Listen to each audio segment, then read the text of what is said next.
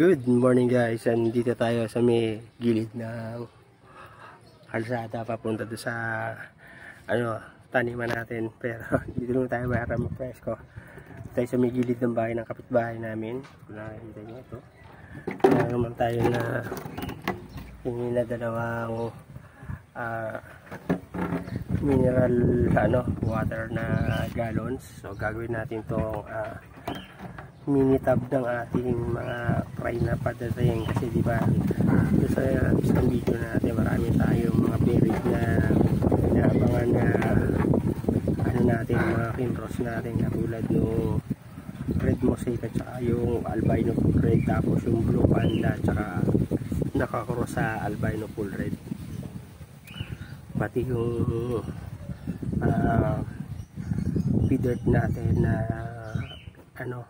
babae rin, tsaka yung yellowtail mosaic natin. So meron tayong mga abang, kasi gawin natin ito, pagkatas natin gawin i-extract natin ng tubig, kasi nga para makasingaw yung ng chlorine, kasi wala tayong stock ngayon ng tubig na ulan. So ito magagawa.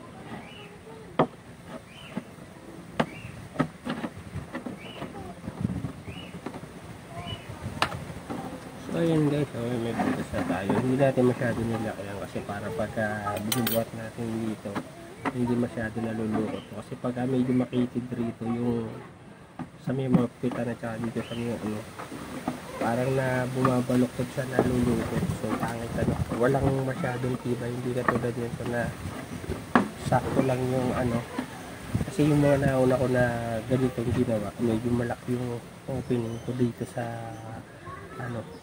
kaya pagka binubuhat mo, bumabalok itong kagano. So na deform siya, hindi katulad nito medyo stable pa rin kasi sakto lang din na nakakapasok yung pang sandok natin na yung maliit na fishnet na panghuli sa kanila tsaka yung panlinis. So ayan, ito yung size na sakto lang. So dalawa itong gagawin natin, ito pa yung isa. So pagkatapos yan, lalagyan natin rito ng butas ito sa gilid dito.